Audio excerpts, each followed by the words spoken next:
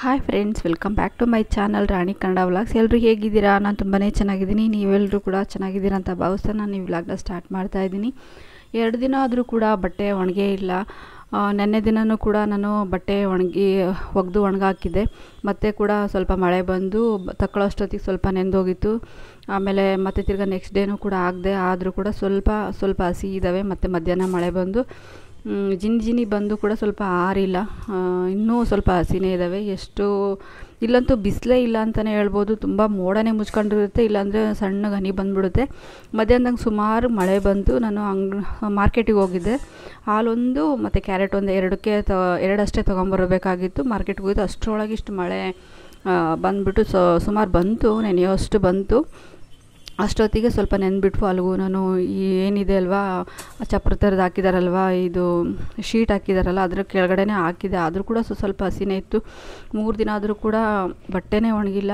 Almost ಹೇಳಬೇಕು ಅಂತಂದರೆ ಇಲ್ಲಿ ಸಖತ್ತು ಗಾಳಿ, ನೀವು ನೋಡ್ತಾ ಇದ್ದೀರಲ್ವ ಎಷ್ಟು ಬೀಸುತ್ತೆ ಅಂತಂದರೆ ಬಟ್ಟೆಗಳು ಎಂಥ ಗಾಳಿ ಎಂಥ ಮಳೆ ಇದ್ದರೂ ಕೂಡ ಬಟ್ಟೆ ಆರಿಬಿಡ್ಬೋದು ಅಂತ. ಮಳೆ ಬಂದಿಲ್ಲ, ಮೋಡ ಮುಚ್ಕೊಂಡೈತೆ ಅಂತಂದರೆ ಮಾತ್ರ ಬಟ್ಟೆ ಅಂತೂ ಬಿಸಿಲಿಗೆ ಹಾಕಿದಷ್ಟು ಒಣಗೋಗಿರ್ತವೆ. ಆದರೂ ಕೂಡ ನನ್ನ ಬಟ್ಟೆ ಒಣಗೇ ಇರಲಿಲ್ಲ. ಅವನು ಕೂಡ ಎತ್ತಿಕ್ತಾ ಇದ್ದೆ, ಇನ್ನೊಂದು ಸಲ ಹಾಕಿದ್ರೆ ಆಯಿತು ಅಂತೇಳ್ಬಿಟ್ಟು. ಸುಮಾರು ಅಷ್ಟೇ ಒಣಗಿದ್ದು. ಮತ್ತು ಬೆಳಿಗ್ಗೆ ನೋಡಿಕೊಂಡು ಮಳೆ ಬರುತ್ತಾ ಇಲ್ಲ ಅನ್ನೋದು ನೋಡ್ಕೊಂಡು ಹಾಕೋಣ ಅಂತೇಳ್ಬಿಟ್ಟು. ಇಲ್ಲಿ ನೋಡ್ತಾ ಇದ್ದೀರಲ್ವ, ಬ್ಲ್ಯಾಕ್ ಕಲರಲ್ಲಿ ಒಂದು ಕವರ್ ಇದೆ. ಅದು ನಾವು ಬಂದಾಗಿಂದನೂ ಇದೆ. ಆಂಟಿಯವ್ರು ಮುಂಚೆನೇ ಇದ್ದಿದ್ದಂಥ ರೊಟ್ಟು ಅದು ಇದೆಲ್ಲ ಹಾಕಿ ಇಟ್ಟಿದ್ದು. ನಾವು ನಮ್ಮ ಕಸನೆಲ್ಲ ಇಷ್ಟಿಷ್ಟೇ ತಗೊಂಡೋಗಿ ಮೆಟ್ಲಿಂದ ಕೆಳಗಡೆ ಇಳಿದು ಹತ್ತೋದು ಇಳಿಯೋದು ತುಂಬ ತ್ರಾಸು ಅನಿಸುತ್ತೆ. ಅದನ್ನು ತಗೊಂಡೋಗೋಷ್ಟೊತ್ತಿಗೆ ಕಸ್ತರ್ ಬಂದುಬಿಟ್ಟು ಹೋಗ್ಬಿಟ್ಟಿರ್ತಾರೆ. ಅದೊಂದು ಪೆಂಡಿಂಗ್ ಉಳ್ಕೊಂಡಿದೆ. ಮನೆಯಲ್ಲಿ ಸ್ವಲ್ಪ ಪಾತ್ರೆಗಳು ಎಲ್ಲ ಇದ್ದವು, ಅವನ್ನೆಲ್ಲ ತೊಳಿತಾ ಇದ್ದೀನಿ. ಇಡ್ಲಿ ಮಾಡಿದ್ದೀವಿ ಅಂತಂದರೆ ತುಂಬ ಪಾತ್ರೆಗಳಾಗ್ತವೆ, ಅದೊಂದು ಬೇಜಾರು ಅನಿಸುತ್ತೆ. ಬಟ್ ಆದರೆ ಬೆಳಗ್ಗೆ ಏನಾದರೂ ಇಡ್ಲಿ ಇದ್ರೇ ಚೆನ್ನಾಗೆ, ಬರೀ ರೈಟ್ ಸಮಯ ತಿನ್ನೋದಕ್ಕೂ ಒಂದು ಸ್ವಲ್ಪ ಬೇಜಾರು ಅನಿಸುತ್ತೆ. ಏನೋ ಮಾಡೋಕ್ಕಾಗೋದಿಲ್ಲ.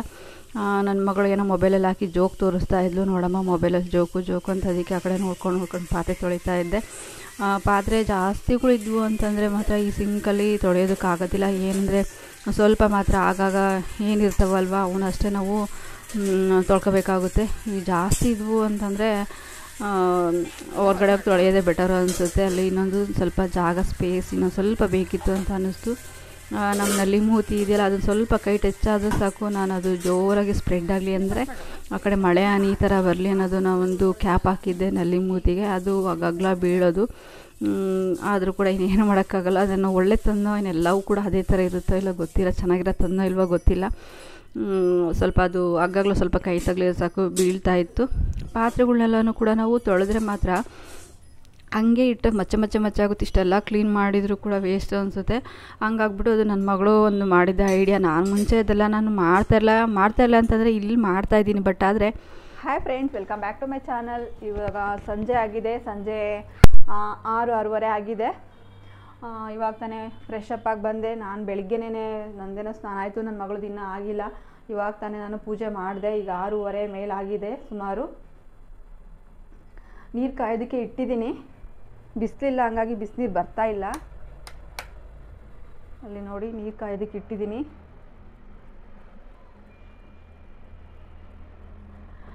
ನನ್ನ ಮಗಳಿಗೆ ಆಶಂಗೆ ನೀರು ಕಾಯೋದಕ್ಕೆ ಇಟ್ಟಿದ್ದೀನಿ. ಅವಳು ಇವಾಗ ಡೈಲಿ ಸಾಯಂಕಾಲ ಮೇಲೇ ಮಾಡ್ತಾಯಿದ್ದಾಳೆ. ಏನು ಮಾಡೋಕ್ಕಾಗೋದಿಲ್ಲ. ಇಲ್ಲಂತೂ ನೀರು ಯಾವಾಗಲೂ ಬರ್ತಾವಲ್ವ, ಹಂಗಾಗ್ಬಿಟ್ಟು ಹೋಗ್ಲಿ ಬಿಡು ಅನ್ನೋದು.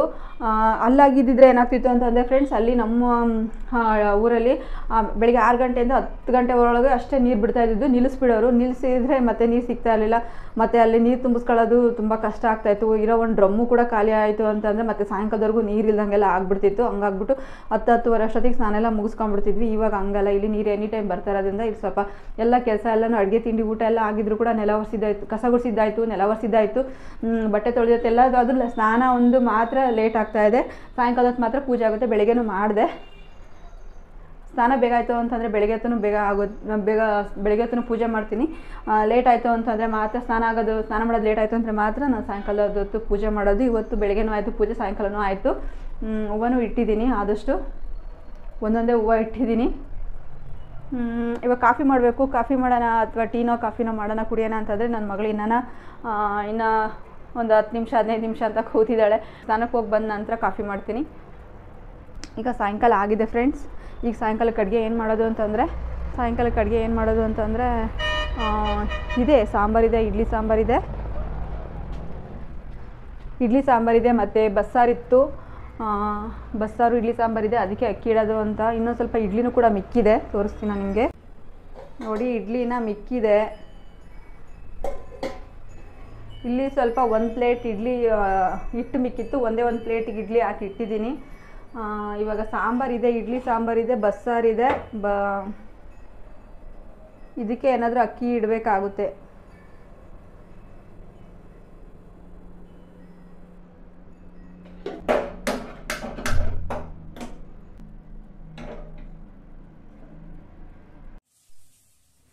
ತಲೆ ಸ್ನಾನ ಮಾಡಿ ಒಂದು 4 ದಿನದ ಮೇಲೆ ಆಗೋಯ್ತು. ಎಣ್ಣೆ ಹಚ್ಚಿರಲಿಲ್ಲ. ಎಣ್ಣೆ ಹಚ್ಚೋಣ ಅಂತೇಳಿ ಎಣ್ಣೆ ತೊಗೊಂಡೆ. ಅಂದರೆ ಏನು ಅಂತಂದರೆ ಮೊನ್ನೆ ಒಂದು ವರ್ಷದಿಂಚೆ ನನಗೆ ತುಂಬ ಏರ್ ಫಾಲ್ ಆಗ್ತಾಯಿತ್ತು. ಯಾವತ್ತೂ ಕೂಡ ನಾನು ಡಾಕ್ಟ್ರಿಗೆ ತೋರಿಸ್ಬೇಕು ಅಂತ ನಂಗೆ ಅನಿಸಿರಲಿಲ್ಲ. ಅಂದರೆ ಒಂದು ವರ್ಷದಿಂದ ಜಾಸ್ತಿ ಆಗೋಯಿತು. ಅದಕ್ಕೂ ಮುಂಚೆಯಿಂದನೂ ಕೂಡ ನನಗೆ ಸೆಕೆಂಡ್ ಡೆಲಿವರಿ ಆದ ನಂತರ ಸಖತ್ತು ಕೂದಲು ಏರ್ ಫಾಲ್ ಆಗ್ತಿತ್ತು. ಏನೋ ಬಿಡು ಮಾಮೂಲಿ, ಏನೋ ನನ್ನ ಹೆರಿಡಿಟಿ ಇರ್ಬೋದು, ಅಥವಾ ನನಗೆ ಏನೋ ಕೂದಲು ಇಷ್ಟೇ ಅನಿಸುತ್ತೆ ಅನ್ನೋ ಒಂದು ಇದರಲ್ಲಿ ಆದಷ್ಟು ಆಯಿಲ್ ಮಾತ್ರ ಒಂದು ದಿನವೂ ಹಚ್ಚದೇ ಇರ್ತಿರ್ಲಿಲ್ಲ. ಆ ಥರ ಆಯಿಲೆಲ್ಲ ಅಪ್ಲೈ ಮಾಡ್ತಿದ್ದೆ. ಆದರೂ ಕೂಡ ನನಗೇನೋ ಏರ್ ಫಾಲು ಅನ್ಸೋದು, ಅಥವಾ ಏನೇ ನಾನು ಟ್ರೀಟ್ಮೆಂಟ್, ಮೆಂತೆ ಹಚ್ಚೋದು, ಮೊಸರು ಹಚ್ಚೋದು, ಮೊಟ್ಟೆ ಹಚ್ಚೋದು ಎಲ್ಲ ಮಾಡಿದೆ. ಮೊಟ್ಟೆ ಹಚ್ಚಾಗ ಸುಮಾರು ಸ್ವಲ್ಪ ಕಂಟ್ರೋಲ್ ಆಗ್ತಿತ್ತು. ಮತ್ತು ತಿರ್ಗಾ ಅದೇ ಥರ ಆಗೋದು, ಆ ಥರ ಎಲ್ಲ ಫೀಲ್ ಆಗೋದು. ಮತ್ತು ತಿರ್ಗಾ ಮೊನ್ನೆ ಏನು ಮಾಡಿದೆ ಅಂತಂದರೆ, ದೊಡ್ಡ ಧೈರ್ಯ ಮಾಡಿಬಿಟ್ಟು ನನ್ನ ಮಗಳಿಗೂ ಕೂಡ ಸ್ವಲ್ಪ ಹೇರ್ ಫಾಲ್ ಆಗೋ ಸ್ಟಾರ್ಟ್ ಆಯಿತು. ನಾನು ನನ್ನ ಮಗಳು ಹೋಗ್ಬಿಟ್ಟು ಇಲ್ಲೇ ಶಿರಾದಲ್ಲೇ ಗೌರ್ಮೆಂಟ್ ಹಾಸ್ಪಿಟ್ಲಿಗೆ ಹೋಗ್ಬಿಟ್ಟು, ನಾನು ಒಬ್ಬರು ಡಾಕ್ಟ್ರ್ ಇದ್ದಾರೆ, ಅವ್ರ ಹತ್ರ ಹೋಗ್ಬಿಟ್ಟು, ಸರ್ ಹಿಂಗೆ ನನಗೆ ಹೇರ್ ಫಾಲ್ ಆಗುತ್ತೆ ನನಗೂ ನನ್ನ ಮಗಳಿಗೆ ಅಂದಾಗ ಒಂದು ಒಳ್ಳೆಯದೊಂದು ಶಾಂಪು ಬರ್ಕೊಟ್ರು. ಅವರೇನು ಹೇಳಿದರು ಅಂತಂದರೆ, ಇದನ್ನು ನೀವು 6 ತಿಂಗಳು ಅಷ್ಟೇ ಹಚ್ಚಿರಿ, ಆಮೇಲೆ ನಂತರ ಏನು ಬಿಡ್ಬೋದು ಅಂತ ಹೇಳಿದರು. ನಾವು ಸ್ವಲ್ಪ 1 ತಿಂಗಳು 2 ತಿಂಗಳು ಹಚ್ಚಿದ ನಂತರ ಪರವಾಗಿಲ್ಲ ಸರ್ ನಮ್ಗೆ ಕಂಟ್ರೋಲ್ ಆಗಿದೆ ಅಂತ ಹೇಳ್ಬಿಟ್ಟು, ಇದನ್ನು ಲೈಫ್ ಲಾಂಗ್ ಹಚ್ಬೋದಾ ಅಂತ ಕೇಳಿದ್ವಿ. ಅವರು ಹಚ್ಬೋದು, ಏನು ಪ್ರಾಬ್ಲಮ್ ಇಲ್ಲ, ಅಂಥದ್ದೇನು ತೊಂದರೆ ಇಲ್ಲ ಅಂತಂದು ನಾವೇನು ಮಾಡಿದ್ವಿ, ರೆಗ್ಯುಲರಾಗಿ 1 ವರ್ಷ ಹಚ್ಚಿದ್ವಿ. ಸ್ವಲ್ಪ ಯಾಕಂದ್ರೆ ಇನ್ನೂ ಜಾಸ್ತಿ ಅನ್ನೋ ಥರ ಫೀಲ್ ಆಗಿಬಿಡ್ತು. ಪರವಾಗಿಲ್ಲ, ಅವ್ರು ಏನು ಹೇಳಿದ್ದಾರೆ ಅಂದರೆ 6 ತಿಂಗಳು ಅಷ್ಟೇ ಹಚ್ಚಿರಿ ಅಂತ ಫಸ್ಟೇ ಹೇಳಿದರು. ನಾವು ಇನ್ನೊಂದು ಸಲ ಹೋಗ್ಬಿಟ್ಟು ಸರ್ ಇನ್ನು ಕಂಟಿನ್ಯೂ ಮಾಡ್ಬೋದಾ ಅಂತ ಅಂದಿದ್ದಕ್ಕೆ, ಮಾಡ್ಬೋದೇನು ತೊಂದರೆ ಇಲ್ಲ ಅಂತಂದ್ರಲ್ಲ ಅಂತ ಹಚ್ಚೋದಕ್ಕೆ ಸ್ಟಾರ್ಟ್ ಆದಾಗಿಂದ ಸ್ವಲ್ಪ ಇನ್ನೂ ಜಾಸ್ತಿ ಥರ ಅನ್ನಿಸ್ತು. ಬಿಟ್ಮೇಲೆ ನಂತರ ಕಮ್ಮಿ ಆಯಿತು ಏರ್ ಫಾಲ್ ಆಗೋದು. ಅಂದರೆ ಡಾಕ್ಟ್ರು ಏನು ಹೇಳಿರ್ತಾರೋ ಫಸ್ಟೇ ನಾವು ಕರೆಕ್ಟಾಗಿ ಅದನ್ನು ಅವ್ರು ಹೇಳ್ದಂಗೆ ಕೇಳಬೇಕು. ನಾವು ಆಪ್ಷನಲ್ಲಿ ಕೊಟ್ಬಿಟ್ಟು ಸರ್ ಹಿಂಗೂ ಮಾಡ್ಬೋದಾ ಅಂತ ಕೇಳಿದರೆ ಅವ್ರು ಇನ್ನೇನು ಹೇಳಲ್ಲ, ಆಯಿತು ಮಾಡ್ಬೋದು, ಏನು ತೊಂದರೆ ಇಲ್ಲ ಅಂತ ಹೇಳಿದ್ರಲ್ಲ ಅಂತೇಳಿ ಮಾಡಿದ್ದಕ್ಕೆ ಅದು ಓವರ್ ಡೋಸ್ ಥರ, ಅಂದರೆ ಓವರ್ ಆದಂಗೆ ಆಗ್ಬಿಡ್ತೇನೋ, ಸ್ವಲ್ಪ ಜಾಸ್ತಿ ಇದಾಯಿತು. ಇವಾಗ ಪರವಾಗಿಲ್ಲ, ಕಂಟ್ರೋಲ್ ಆಯಿತು. ಅದನ್ನು ಶಾಂಪು ಬಿಟ್ಟ ನಂತರ ಇಲ್ಲೇ ಪಕ್ಕದಲ್ಲಿ ಒಬ್ಬರು ಇದ್ದಾರೆ, ಅಂದರೆ ಕೆಳಗಡೆ ಮನೆಯವರು, ಅವರೇನೋ ಮಗಳು ಕರ್ಕೊಂಡು ಸುಮ್ಮನೆ ಬಂದರು, ಸ್ವಲ್ಪ ಹೊತ್ತು ಕೂತ್ಕೊಳ್ಳೋಣ, ಮಾತಾಡೋಣ, ಹೊಸ್ದಾಗಿ ಬಂದಿದ್ದಾರಲ್ಲ ಅಂಥೇಳಿ ಸ್ವಲ್ಪ ಅವರು ನಮ್ಮ ಒಂದು ಆಜು ಬಾಜು ಊರಿನ ಅಕ್ಕಪಕ್ಕ ಇರೋ ಅಂಥವ್ರು, ಅಂದರೆ ನಾವು ಇದ್ವಲ್ಲ ಮುಂಚೆ ಆ ಊರಿನ ಅಕ್ಕಪಕ್ಕ ಇರೋ ಅಂಥವ್ರು. ಅವರು ನಮ್ಮ ಊರ ಪಕ್ಕನೇ ಇದೆ ಅಂತೆ. ಹಂಗಾಗಿ ಅವರು ನಮ್ಮ ಜೊತೆ ಚೆನ್ನಾಗಿ ಮಾತಾಡ್ತಾರೆ. ಮಗಳು ಕರ್ಕೊಂಡು ಬಂದು ಸ್ವಲ್ಪ ಹೊತ್ತು ಆರಾಮಾಗಿ ಕೂತ್ಕೊಂಡು ಮಾತಾಡೋಣ ಅಂತೇಳಿ ಬಂದರು ಸಾಯಂಕಾಲ ಟೈಮು. ನಾನು ನನ್ನ ಮಗಳಿಗೂ ಕೂಡ ನಾನು ಎಣ್ಣೆ ಹಚ್ಚಿದ ನಂತರ ಅವಳಿಗೂ ಕೂಡ ಆಯಿಲ್ ಅಪ್ಲೈ ಮಾಡ್ತಾಯಿದ್ದೆ. ಚೆನ್ನಾಗಿ ಅವಳಿಗೆ ಆಯಿಲ್ ಹಚ್ಚಿತೀನಿ. ಅವಳು ಸ್ವಲ್ಪ ಏರ್ ಫಾಲ್ ಆಗೋಕ್ಕೆ ಸ್ಟಾರ್ಟ್ ಆಯ್ತಲ್ವ, ಆಯಿಲಿಂದ ಏನಾದರೂ ಹಚ್ಚೋದು ಬಿಟ್ಟರೆ ಏನೋ ತೊಂದರೆ ಆಗ್ಬಿಡುತ್ತೇನೋ ಅನ್ನೋ ಒಂದು ಬಯಕೆ. ಇಲ್ಲ ಅದೇನು ಡ್ಯಾಂಡ್ರಫ್ ಇತ್ತಲ್ಲ ಅದೆಲ್ಲ ಹೋಯಿತು. ಅಂದರೆ ಡಾಕ್ಟ್ರು ಏನು ಹೇಳಿದ್ರು ಅದೇ ಥರ ಕರೆಕ್ಟಾಗಿ ನಾವು 6 ತಿಂಗಳು ಹಚ್ಚಿ ಬಿಡಬೇಕಾಗಿತ್ತು. ಲೈಫ್ ಲಾಂಗೂ ಕೂಡ ಹಚ್ಬೋದು ಸರ್, ಏನೂ ಆಗೋಲ್ಲ, ನೀವು ಕೊಟ್ಟೋ ಟ್ರೀಟ್ಮೆಂಟ್ ಅಂತ ಅಂದಿದ್ದಕ್ಕೆ ಅವರು ಹಚ್ಬೋದು, ಏನೂ ಪ್ರಾಬ್ಲಮ್ ಇಲ್ಲ ಅಂತ ಅಂದ್ರೆ ನಾವು ಅದನ್ನು ಕಂಟಿನ್ಯೂ ಮಾಡಿದ್ವಿ. ಏನಾಯಿತು ಅಂತಂದರೆ ಸ್ವಲ್ಪ ಜಾಸ್ತಿನೇ ಒಂಥರ ಕೂದಲೇ ಗ್ರೋತ್ ಆಗದಿರೋದು, ಏನೋ ಒಂಥರ ಫೀಲ್ ನನಗೆ ಅನ್ಕಂಫರ್ಟಬಲ್ ಅನಿಸ್ತಾ, ಯಾಕೋ ಸರಿ ಬರ್ತಾಯಿಲ್ಲ ಅಂತೇಳಿ. ಆಮೇಲೆ ಬಿಟ್ಟ ನಂತರ ಸರಿ ಆಯಿತು. ಅದೇನಂದರೆ 6 ತಿಂಗಳು ಅಷ್ಟೇ ಇರುತ್ತೆ ಟೈಮು ಒಂದು ಶಾಂಪು. ಅದು ಯಾಕಂದರೆ ಮೆಡಿಷನ್ ಅಲ್ವಾ, ಇಷ್ಟೇ ಯೂಸ್ ಮಾಡಬೇಕು ಅನ್ನೋದಿರುತ್ತೆ, ಜಾಸ್ತಿ ಯಾವುದೂ ತಗೊಳ್ಳೋದಲ್ಲ ಅಂತ ಅನಿಸುತ್ತೆ. ಆದರೆ ಹಚ್ಚಿರೇನೂ ಆಗೋದಿಲ್ಲ, ಬಟ್ ಆದರೆ ಹೇರು ಚೆನ್ನಾಗಿ ಗ್ರೋತ್ ಆಗೋದು ಸ್ವಲ್ಪ ಕಮ್ಮಿ ಅನ್ನಿಸ್ತು. ಆವಾಗ ಬಿಟ್ಟ ನಂತರ ಮತ್ತು ಸ್ವಲ್ಪ ಥಿಕ್ನೆಸ್ ಆಯಿತು ಇಬ್ರಿಗೂ ಕೂಡ. ಉದುರೋದು ಕೂಡ ಕಂಟ್ರೋಲ್ ಆಯಿತು. ಉದ್ರೋದು ಕಮ್ಮಿನೇ ಆಗಿತ್ತು, ಬಟ್ ಆದರೆ ಹೇರು ಗ್ರೋತ್ ಆಗ್ತಾ ಇರಲ್ಲ. ಅದು ಬಿಟ್ಟ ನಂತರ ಚೆನ್ನಾಗಿ ಗ್ರೋತ್ ಆಗ್ತಿದ್ದಾವೆ, ಹಂಗಾಗಿ ಚೆನ್ನಾಗಿದ್ದಾವಲ್ಲ, ಇನ್ನೇನು ನಿಧಾನಕ್ಕೆ ಹೇರು ಸರಿ ಆಗ್ತಾಯಿದೆ ಅಂತ ಹೇಳ್ಬಿಟ್ಟು ನಾವು 4 ದಿನ ಆದರೂ ಕೂಡ ಎಣ್ಣೆನ ಹಚ್ಚೇ ಇರಲಿಲ್ಲ.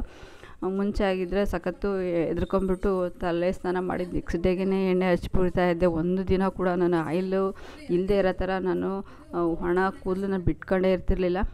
ಏರ್ ಫಾಲ್ ಆಗೋದು ಸ್ವಲ್ಪ ಕಂಟ್ರೋಲ್ ಅನ್ನಿಸ್ತಲ್ಲ, ಸ್ವಲ್ಪ ಧೈರ್ಯದ ಮೇಲೆ ಒಂದು 4 ದಿನ ಆದರೂ ಕೂಡ ಎಣ್ಣೆ ಹಚ್ಚಿರಲಿಲ್ಲ. ಮತ್ತು ತಿರ್ಗಾ ಯಾಕೆ ಬೇಕು ಅಂತ ಹೇಳ್ಬಿಟ್ಟು ತಿರ್ಗಾ ಜ್ಞಾಪಿಸ್ಕೊಂಡು ಸಾಯಂಕಾಲದಾಗೆ ನನ್ನ ಮಗಳು ಕೂಡ ಸ್ನಾನ ಮಾಡ್ಕೊಂಡು ಬಂದಲ್ಲ, ಅವಾಗ ನಂತರ ಅವಳಿಗೂ ಎಣ್ಣೆ ಹಚ್ಚಿದೆ, ನಾನು ಕೂಡ ಎಣ್ಣೆ ಹಚ್ಕೊಂಡಿದ್ದೆ. ಇದು ಪಾಪು ಪಕ್ಕದ ಮನೆಯವರು ಆಂಟಿ ಬಂದಿದ್ದಾರೆ.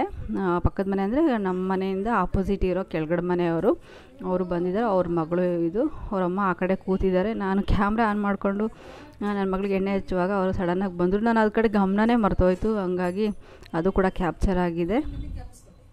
ನನ್ನ ಮಗಳು ಕೂದಲು ಇನ್ನೂ ತುಂಬ ದಪ್ಪ ಇದ್ವು, ಚೆನ್ನಾಗಿದ್ವು, ಇನ್ನೂ ಉದ್ದ ಇದ್ವು.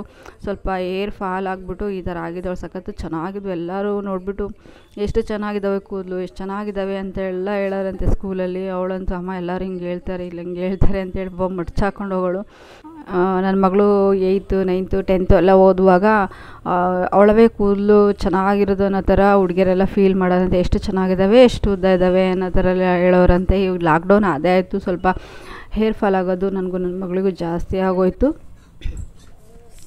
ಇದು ಅನ್ನಕ್ಕೆ ಅನ್ನ ಇಡುವಾಗ ಏನಾಯಿತು ಅಂದರೆ ಕೈ ಸುಟ್ಕೊಂಬಿಟ್ಟೆ, ಎರಡು ಕೈಗೂ ಆ ಕಡೆ ಸುಟ್ಕೊಂಬಿಟ್ಟೆ. ಹೆಂಗೆ ಅಂತಂದರೆ ಭತ್ತ ಎಷ್ಟು ಆದಿದ್ದೀನಿ ಇದು ಸೊಸೈಟಿಗೆ ಅನ್ನೋದು ಎಷ್ಟು ಸುಮಾರು ಸಿಕ್ಕಿದ್ದಾವೆ, ಅದರೊಳಗೂ ಒಂದು ಮಿಸ್ ಆಗಿತ್ತು. ಹಂಗಾಗಿ ನಾನು ತೆಗಿಯೋಕೆ ಹೋಗ್ಬೇಕು, ಕುಕ್ಕರ್ ಭಾಳ ಸುಡ್ತಾಯಿತ್ತು, ಕೈ ಸುಟ್ಕೊಂಡೆ. ಇದು ಸಾಂಬಾರು ಬಂದು ಇಡ್ಲಿ ಸಾಂಬಾರು ಏನಿತ್ತು ನೋಡಿ ಅದೇ. ಮತ್ತು ಬೆಳಿಗ್ಗೆದೇ ಇಡ್ಲಿನ ಕಂಟಿನ್ಯೂ ಮಾಡೋಕ್ಕಾಗಲ್ಲ, ತಿನ್ನಲಿಲ್ಲ ನಾವು. ಓಕೆ ಫ್ರೆಂಡ್ಸ್, ಇವತ್ತಿನ ಒಂದು ವಿಡಿಯೋ ಇಷ್ಟ ಆಗಿತ್ತು. ಹೋಮ್ ಟೂರ್ ಕೇಳಿದರೆ ಅದನ್ನು ಇನ್ನು ನೋಡ್ತೀನಿ, ಇನ್ನು ಒಂದು 2 ದಿನದೊಳಗೆ ನಾನು ಮಾಡೋದಕ್ಕೆ ಟ್ರೈ ಮಾಡ್ತೀನಿ ಅಂತ ಹೇಳ್ತಾ ಈ ವ್ಲಾಗ್ನ ಇಲ್ಲಿಗೆ ಎಂಡ್ ಮಾಡ್ತಾಯಿದ್ದೀನಿ.